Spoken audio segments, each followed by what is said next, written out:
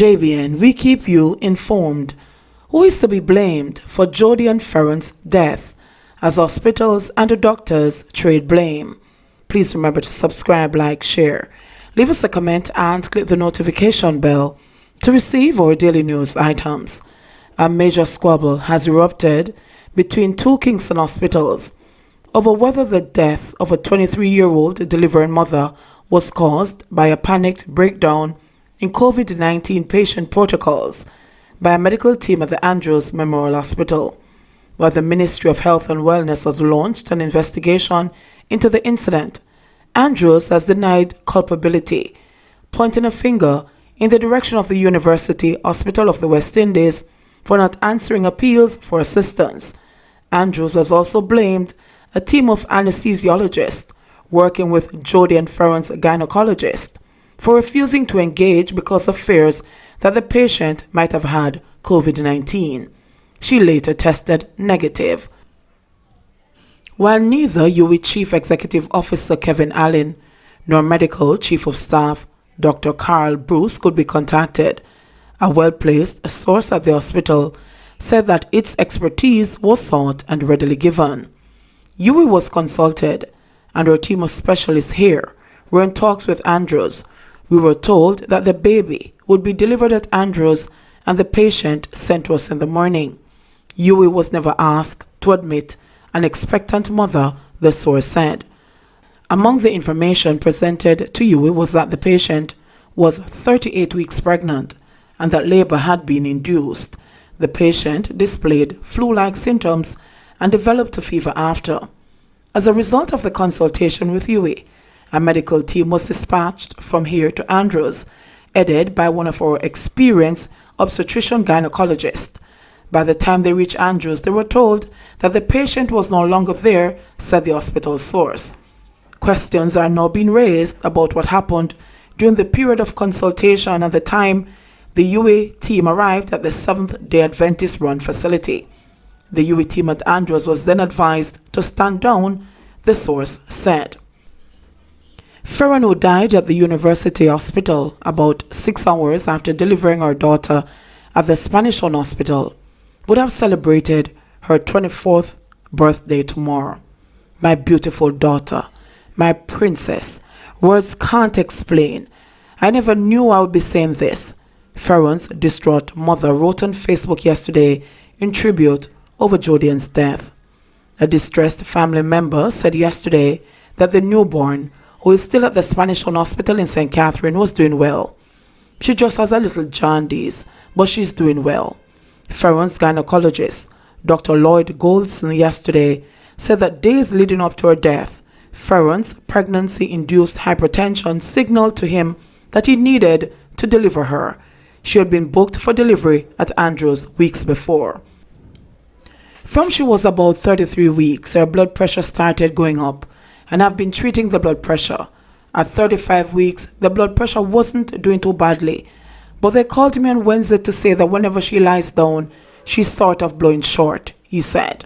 Goldson said that the nurses at the hospital suspected that his patient might have had COVID-19 given the symptoms she was displaying while in labor.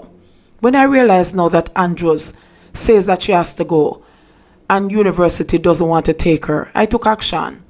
The ICU at the University Hospital said they would take her, but the maternity ward said they couldn't. I called maternity and they said they can't take the lady.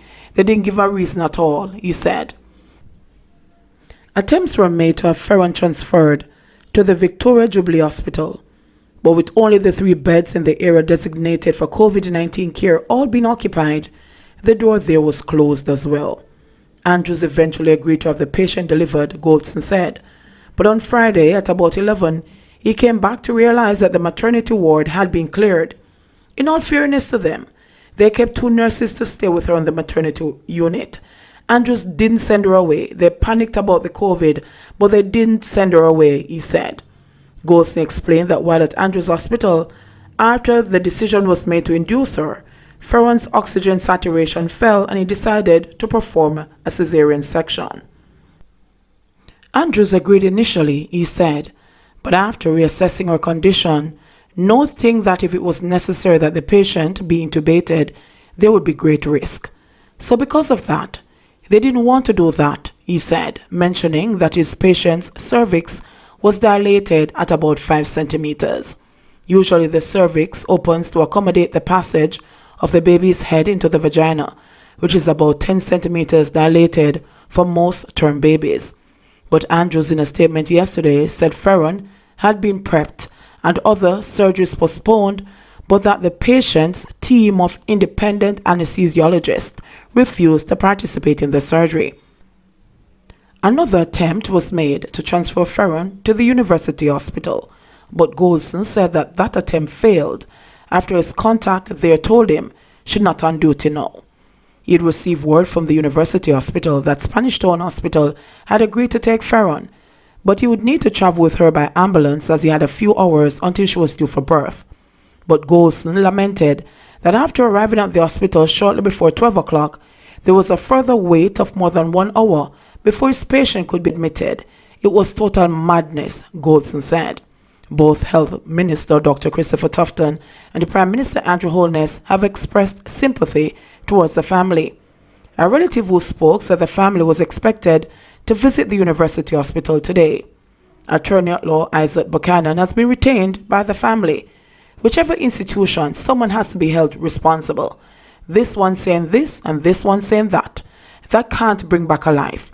We want to know exactly what were the protocols that were in place. At the end of the day for us, we want justice for Jodi. We want justice, the family member said. The family intends to pursue an independent post-mortem. Yesterday, Andrews Memorial Hospital said it would continue to screen and accept the patients that have been booked into the maternity unit. But the institution maintains the position that it cannot accept patients with COVID-like symptoms because it does not have a functional intensive care unit to provide respiratory support in the event a patient's respiratory condition deteriorates, the hospital said. Meanwhile, Fearon's family issued a statement last night requesting privacy. The family welcomes the public commitment by the government to have a thorough and complete investigation into the circumstances which led to Jodian's death, and also hopes that a review of the systems and protocols is also underway to prevent another occurrence, the statement read. JBN, we keep you informed. Please remember, subscribe, like, share, leave us a comment and click the notification bell to receive our daily news items.